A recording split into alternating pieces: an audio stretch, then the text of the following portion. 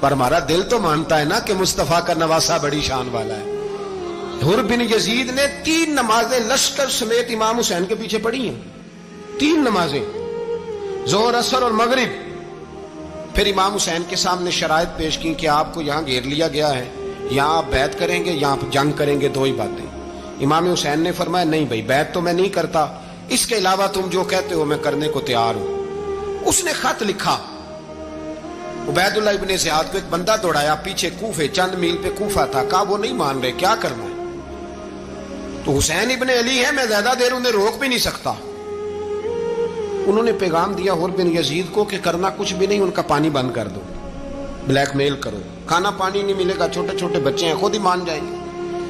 حضرت امام علی مقام کے بارے میں حر کے پاس جب یہ پیغام آیا تو حر کہنے لگا میری طبیعت نہیں مانتی حسین پر پانی بند کروں۔